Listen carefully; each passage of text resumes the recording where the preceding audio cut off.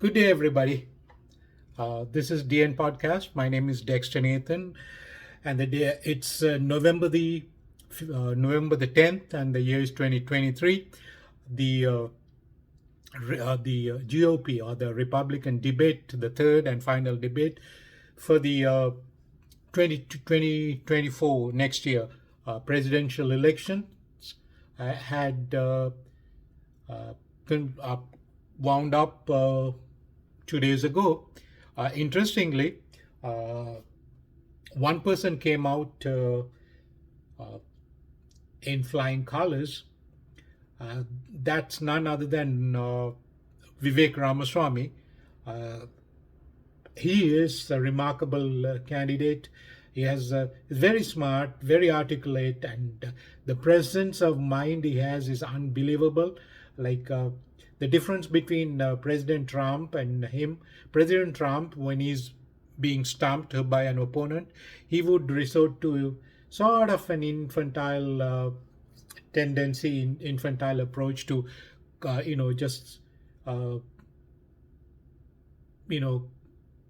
give them nicknames, and it becomes entertaining and people love it. And but then Vivek Ramaswamy is more a serious candidate, and he just from the very beginning, right off the bat, he just called a spade a spade. He went at the media. No, the gloves came off right off the bat, and there had been three Democrat moderators from the mainstream media: Hugh Hewitt, Lester Holt, Kristen Welker. Kristen Welker is a female moderator, but she was heavily involved in promoting the narrative, Hillary Clinton's narrative with the Russian hoax that gobbled millions of, I think some say 25 million, some say 35, some say 40 million of American taxpayers' money in the investigations against Trump. So anyways, all that aside, Vivek Ramaswamy is a clear winner, but media is trying to ignore him completely, right? Because he went right off the bat. He just put media in its place and pointed out the corruption of the media, mainstream media, and they had no answer. Kristen Welker just had a smile ear to ear. That's all she could do. Just let's take a look at it without my rambling about it, without any further ado. Just 1 second. Just bear with me for 1 second. Sir, thank you very much.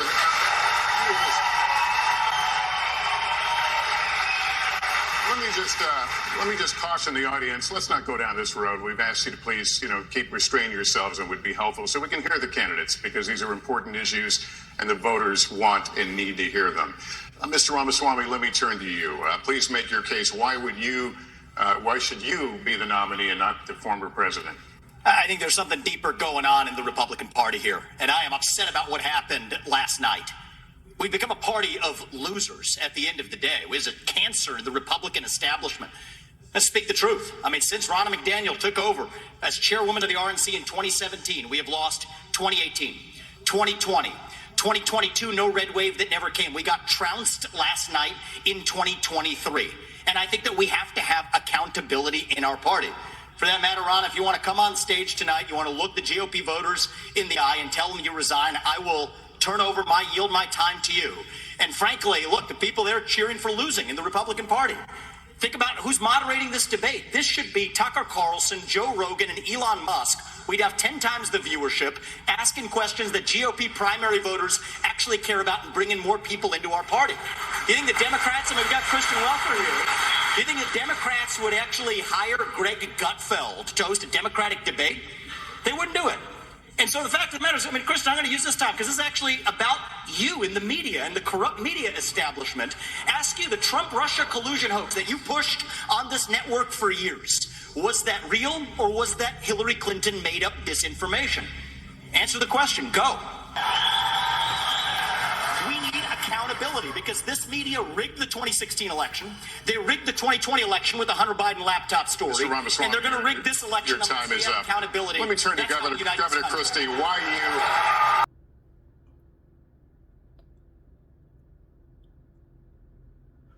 I guess. So, I don't have to go into explaining what it is. Vivek Ramaswamy went right off the bat. Just at Ronna McDaniel, I didn't even know who she was. She's the chairperson of the Republican National Committee. She's the one who is handling all the funds, money. She is the organizer. And in fact, she is related to Mitt Romney. Mitt Romney is, I guess, in his, he's considered to be a rhino. You know, rhino stands for Republican only in name. So that's like traitors within the party, right? And so, Mitt Romney is, always against Trump. And even now, after, I guess, resigning or walking out from politics, he's still talking ill of Trump.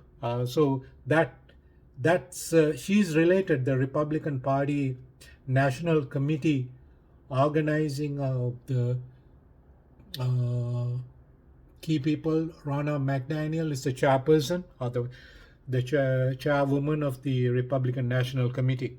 So all the money funds, party funds for election, everything, all the donors, the rich corporations donating by the hundreds of millions and tens of millions, all goes to, they say, on the average, Ronald Reagan's time, it just required, like, subject to correction, this is back in the early 80s, you needed like 1 million. Today, you need 1.2 billion. And Trump used his own money. They say, again, Trump stated that he spent like 250 million and he was able to defeat Hillary Clinton, who had all the money, party money, Democrat Party money. Now, the Republican Party money is in the hands of this woman, and she has clearly, when Vivek Ramaswamy attacked her, because ever since she took over, Republicans are not winning at all. Even, and he said 2 days before they were trounced, and so that's, and then he went at Kristen Welker, because she was all promoting the Russian hoax story in the media, and he just point blankly said, the media is totally corrupt, and so that was his opening statement. Let's see if we can get a little more the highlights of the debate. Zelensky's urgent new plea. Where do you stand on more funding? I'm absolutely unpersuaded. And I'm actually enjoying watching the Ukraine hawks quietly, delicately tiptoe back from their position as this thing has unwound into a disaster. The first half of this race, I was the only person standing for it. Now they're actually quietly coming around to being more cautious, as they should. Level with the American people here. Ukraine is not a paragon of democracy. This is a country that has banned 11 opposition parties. It has consolidated all media into one state TV media arm. That's not democratic. It has threatened not to hold elections this year unless the U.S. forks over more money. That is not democratic. It has celebrated a Nazi in its ranks, the comedian in cargo pants, a man called Zelensky, doing it in their own ranks. That is not democratic. More facts for you that you won't hear from the mainstream in either party or the mainstream media. The regions of Ukraine that are occupied by Russia right now, in the Donbass, Luhansk, Donetsk. These are Russian-speaking regions that have not even been part of Ukraine since 2014, that other people probably couldn't name those provinces for you. Those are the hard facts. And sort of frame this as some kind of battle between good versus evil, don't buy it. And I'd like the likes of the sharpest of the war hawks on Ukraine, Nikki Haley, to have some accountability and answer. Do you want to use U.S. taxpayer money to fund the banning of Christians? That is actually what's happening.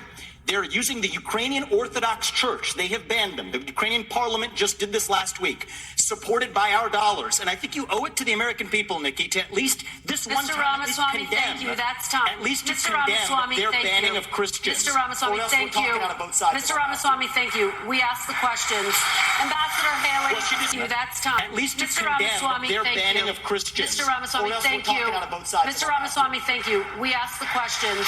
Ambassador Haley, Well, she deserves to what answer. is your take on more funding for Ukraine?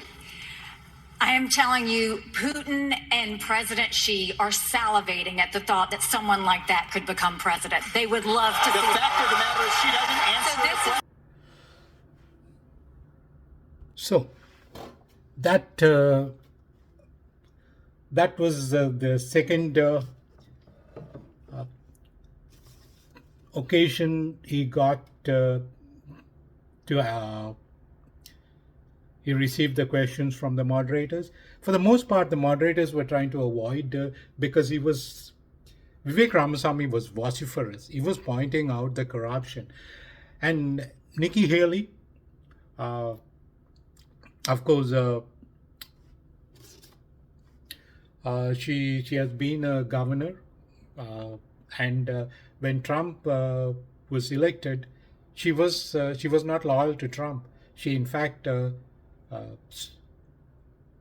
she didn't support Trump. Instead, she supported Marco Rubio, one of the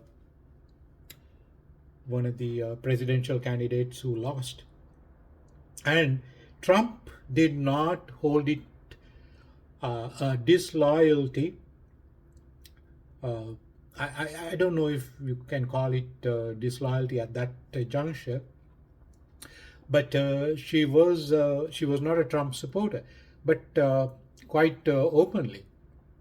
And when Trump was elected in 2016, he appointed her as the United States ambassador to the United Nations, right? And whatever happened there, she after 2 years, anyway, that's another story. But Vivek Ramaswamy pointed out how Nikki Haley can be rightly described as the Hillary Clinton of the GOP or the Republican Party, precisely. Avaricious, wants to get rich, nothing is enough. And of course, I don't mean to sound like a sexist. Women love money more than men do. Just a simple, I'm going to incur the wrath of the people. Men with money look very sexy in the women's eyes, and it doesn't matter. You could be a old codger if you're if you're stinking rich, and any woman would turn the tables. If how many young men would marry a rich billionaire old woman? Maybe one or two low lives are there, but generally men wouldn't. Men would marry even a woman on the street. How many? Just simple illustration. The best way to say, how many kings have married women, ordinary women, right? But how many queens have married ordinary men? And I take the example of Queen of England. The queen was queen till the very end. But the same history of British history, there was a prince who renunciated the royal life to marry an ordinary woman. So men do that. Again, I don't want to get into any kind of analysis. This is the way the life works. It's still a man's world, and women are always want to compete with men. Every woman wants to be better than a man, but no man tries to become better than a woman, right? So, I mean, throughout the history, men have fought wars. Men built the roads and the bridges and the buildings and everything. We owe it to the men, and men fought the wars. And of course, women want 50% or more on everything.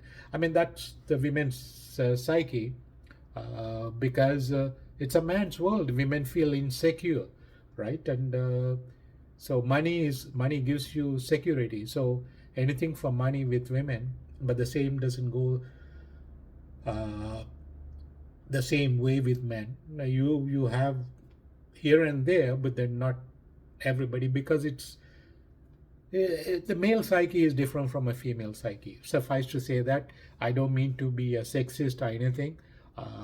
It's women have been throughout victims of uh,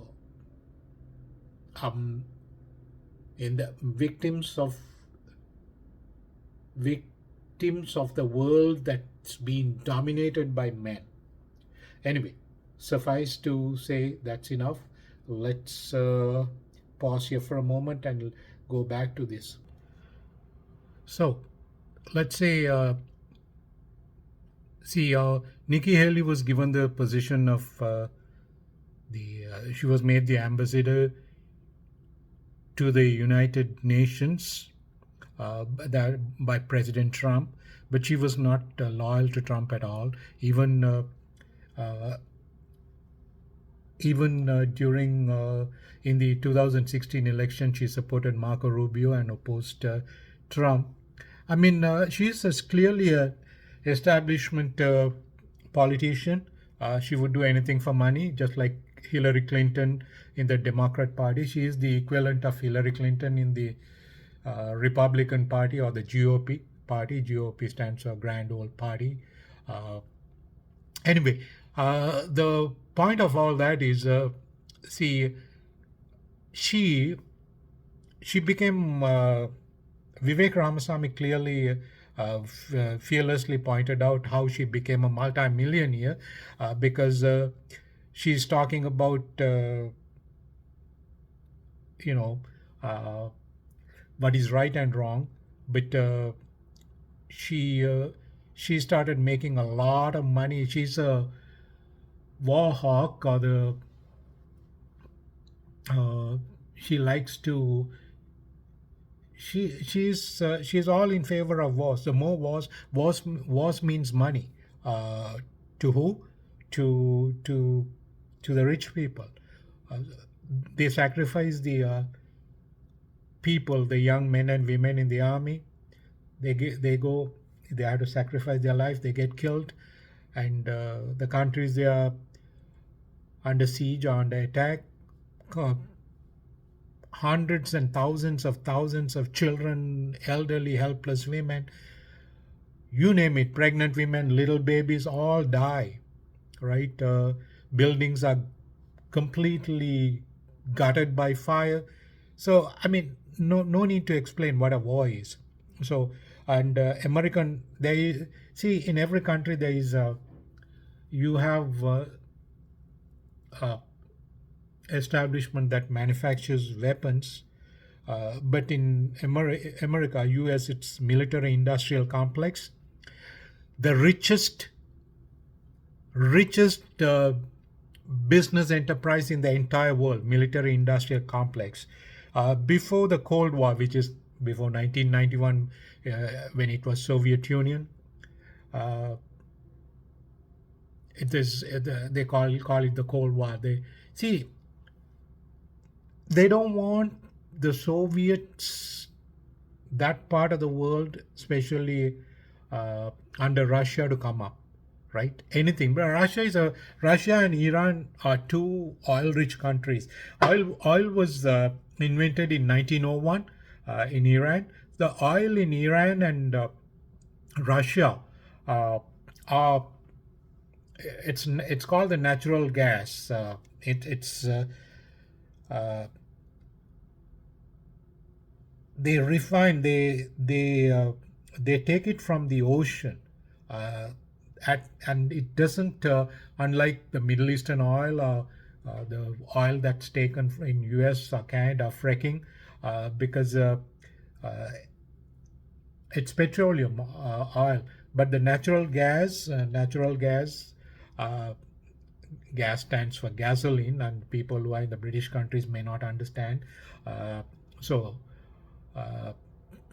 we would say petrol, in North America. We would say it's, instead of saying gasoline, we would say gas. It's nothing to do with the gas that evaporates, right? So that said, don't want to go into great lengths, but it's just natural gas and oil that's found in Russia. Even in Ukraine, you have that. Russia primarily, and Iran. First time oil was discovered in Iran. And what the British did to Iran in 1953, the democratically elected president of Iran, by the name Mohammed, a long name, don't remember. It's atrocious, right? They have one set of justice to the adversaries and another set of justice to themselves. It's the same in America. It's a two-tier justice system, and it's highly politicized. And the corrupt financial establishment, the real rich who are pulling the strings from behind, they can do anything. So the politicians get elected with the upper echelons of the elite society, the ones who own the mega corporations. Of course, money rules the world. So mankind invented two things. One is money. The other thing is the concept of God. God is for the poor people, because they have to be kept under the poverty belt, or kept in a should be confined to a class that it would be a struggling class, or the middle class. They would never see the riches. I know it's just whatever they make, it's just adequate to live on. Because if everybody becomes rich, where do the rich go? So the more poor you have in the world, the rich have a place to rule, right? So there has to be disunity among the people, race, religion, whatever differences, ethnicities. If you go to India, it's caste. All this. See, if people are united, the ruling class is on shaky grounds. So they will try to destroy the unity of people. But I don't know, I'm rambling here, but the Cold War era had been, it's people don't understand these things. If I keep talking, I could talk for probably, even if I talk for 5 hours, I cannot. There's so much to.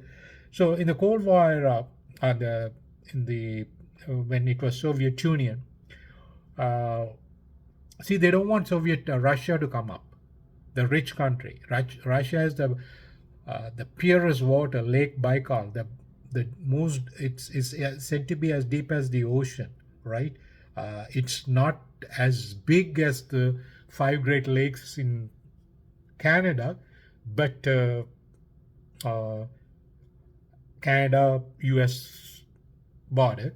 But Lake Baikal has equally or more water as in Lake Ontario, the biggest lake in Canada or in the world you would find. Because, and not only that, it's fresh water, it's pure water. That's one thing. Water is important. Another thing is oil, right?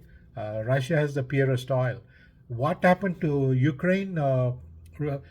Ukraine, this clown, or the TV serial actor by the name Zelensky, was elected and became the president. How did he become the president? All the TV stations were under. I can't even pronounce the name. It was under a billionaire businessman, once considered the leading oligarch in Ukraine. Who is he? I can't read his name. I can't pronounce his name. Io Valeriovich Kolomoisky. He's Israeli actually, born 13th February 1963, but born Israeli, but Israeli Cypriot billionaire. But he see the bone of contention. He had a bone to pick with Putin, because Putin invaded in 2014. When he invaded Crimea, with a valid reason, because he wanted to transport his oil to Europe, and Ukraine getting it through land. It's easier, the pipelines, but Ukraine wanted more money, more commission. Finally, he decided to Crimea, before 1955, it was part of Russia. It's predominantly Russian speaking, but whatever happened, now it became Ukraine after the disintegration of Soviet Union. So he wanted Crimea back, because there are two pipelines, Nord Stream 1 and 2, that goes to, and from 2011, it took 2011, almost 11 years, let's say 12 years to complete. It reached completion last year, and CIA, Americans went and bombed it. The entire pipeline it's said to be several times bigger in, I guess, in diameter, circumference, or whatever, compared to the Nord Stream 1. The second one really can supply to the entire Europe. And Europe wanted to buy, Germany wanted to buy, all these countries wanted to buy, because it was a lot cheaper and a better oil. It doesn't cause any harm to the environment, relatively, because the petroleum oil emits carbon monoxide. When you drive a vehicle, if you breathe the carbon monoxide, you can kill yourself, right? But it goes to the atmosphere. But the natural oil and gas that's coming from Iran and Russia, it only emits ethane and methane, not as bad as carbon monoxide, right? So it's not harmful as much as what the oil and gas would do, right? Americans do not want both these countries, and they will propagate, they control the media, and people don't understand, Americans don't understand what the hell is going on, right? They have no time, and most people don't read, and the others don't read because they don't understand. So suffice to say, the more ignorant you are, the less you know, the more opinionated you become. You cannot talk to people who do not understand. They're very opinionated, be it religion or be it world affairs or whatever. Nobody knows what God is, but can you talk to a fanatic? No, they'll kill you, right? Nobody would say we don't know, right? They created God to regulate the society, who created by the ruling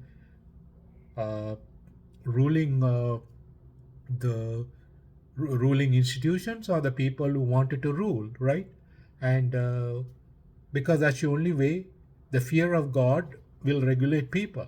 But it gives will give hope to people, because hope is life is hope.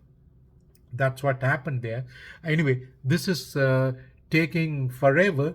I just wanted to say Zelensky came into power because this oligarch from Israeli Cypriot billionaire is a Jew, but Jews rule the world, right? The First World War, the Jews are involved. Second World War, the Jews are involved. Now, if there's a Third World War, you bet it's the Jews are involved. Nothing against Jews, nothing against Muslims. Jews are peaceful people. They don't, they're naturally smart people. I don't know what it is. They're very smart. There's no point begrudging because someone is doing well, because someone is smart. And if you are dumb, that's unfortunate, right? If you cannot if you cannot be at par with the smart person, be it in an level of education or business or whatever. But Jews are very smart people. They rule the world. In America, the money is controlled by the Jews, and so money rules the world. That's why America wants to be such a great ally to Israel, right? So, and on the other hand, the Muslims, I dare say they are the extreme fanatics. You cannot. It's their way or no way, right? They resort to. They don't want anybody else. They don't want to coexist, right? Because in their mind, this entire world has to be. See, if everybody is according to Quran, everybody is a Muslim because created by Allah, right? And it's our ignorance that we don't want to accept their dogma because we are ignorant. But someday we all will, when we are enlightened, we'll become Muslims. That's what the Quran teaches, right? Okay, the words, the Quran starts very nicely. Salam means peace. Islam means follower of peace. The next thing totally contradicts when you read on. They'll say, but Allah is the only true God. Every other, it's the ignorance of mankind that worships false gods. Anybody who worships false God is committing blasphemy. So anybody who is committing blasphemy deserve to be, is desecrating Allah. He doesn't deserve to live. So that's just so it just doesn't. That dogma, I don't know. Don't want to say anything, right? The world is for everybody. People have different points of view. No son of a gun knows what's the mystery surrounding this universe, right? And but everybody likes to talk like they understand. The more ignorant you are, the more opinionated you are. Like, was it Sir Isaac? I think Albert Einstein said, the more you learn, the less you know. Because the more you learn, you begin to understand how much you don't know. Sir Isaac Newton pretty much said it in different words when he was asked whether he considers himself the greatest scientist of the century. He said, I am like a little child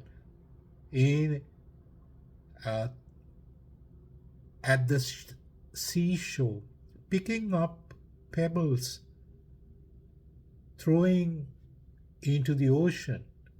What I have discovered is comparable to the pebbles. What I have not discovered remains as vast as the ocean. So first step of enlightenment is knowing. When you come to know how much you don't know, that's the first step towards enlightenment. I could talk more all day long because I want to say so much. I don't know how to say it, but the media, the corrupt media, is ignoring Vivek Ramaswamy. Without a doubt, he's the best candidate. If Trump gets elected, Trump definitely should take him as he should take him as his vice president, because nobody else, it's to his benefit. It's to the benefit of the nation. Thank you for listening to this.